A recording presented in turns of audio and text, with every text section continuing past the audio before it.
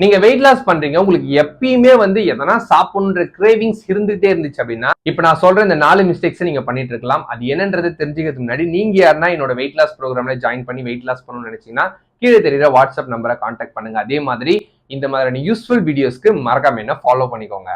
First நீங்க சாப்பிட்ற ஃபுட்ல ஒன்னு லோ புரோட்டீன் வந்து இருக்கும், அப்படி இல்லைன்னா லோ ஃபைபர் வந்து இருக்கும். இது ரெண்டுமே நீங்க கம்மியா வந்து சாப்பிட்டுட்டே இருந்தீங்கன்னா கண்டிப்பா உங்களுக்கு எதனா சாப்பிடலாமா அப்படின்ற மாதிரியான கிரேவிங்ஸ் வந்து இருந்துட்டே தான் இருக்கும். செகண்ட், நீங்க ஸ்ட்ரெஸ்டா இருக்கீங்க, இல்ல டீஹைட்ரேட்டடா வந்து இருக்கீங்க, இல்ல டயர்டா இருக்கீங்கன்னா நீங்க நினைச்சுக்கிறது நம்ம கம்மியா சாப்பிடறோம் போல, இப்ப எனர்ஜி வந்து தேவை, அதனாலதான் இந்த மாதிரி டயர்டா வந்து இருக்கு அப்படின்னு சொல்லிட்டு நீங்க சாப்பிட ஆரம்பிச்சிருவீங்க. இது ஃப்ரீக்வெண்டா வந்து பண்ணிட்டே இருந்தீங்கன்னா அதுவே ஒரு கிரேவிங்ஸா வந்து உங்களுக்கு மாறிடும். தேர்டு, சிலர் ஹாப்பியா இருந்தா சாப்பிடுவாங்க, இல்ல சேடா இருந்தா சாப்பிடுவாங்க. அவங்க என்ன ஒரு தப்பு பண்றாங்கன்னா அவங்களோட எமோஷன்ஸை சாப்பாட்டு கூட வந்து சிங்க் வந்து பண்ணிடுறாங்க. இதனால எப்பப்பெல்லாம் வந்து அவங்க ஹாப்பியா இருக்கிறாங்களோ இல்ல எப்பப்பெல்லாம் வந்து சேடா இருக்காங்களோ அப்பப்பெல்லாம் அவங்களுக்கு கிரேவிங்ஸ் வந்துடும். ஃபோர்த்து, நிறைய பேர் பார்த்திருப்பீங்க, ஆன்லைன்ல ஆர்டர் பண்ணி வந்து ஃபுட்டு சாப்பிடுறாங்கன்னா சும்மாவே அதுல போயிட்டு வந்து எல்லாத்தையுமே ஸ்க்ரோல் பண்ணி பார்த்துக்கிட்டே வந்து இருப்பாங்க. பிரைஸ் எவ்வளவு இருக்கு, எதனா புது ஃபுட் வந்து வந்திருக்கா அப்படின்னு அப்படி பாக்குறாங்கல்ல, பார்க்கும்போது கூட வந்து கிரேவிங்ஸ் வந்து வந்துடும். ஆர்டர் பண்ணி வந்து சாப்பிடுவாங்க. இது தொடர்ச்சியா நடக்கும்போது இதுவே ஒரு கிரேவிங்ஸா வந்து உங்களுக்கு இருந்துரும்.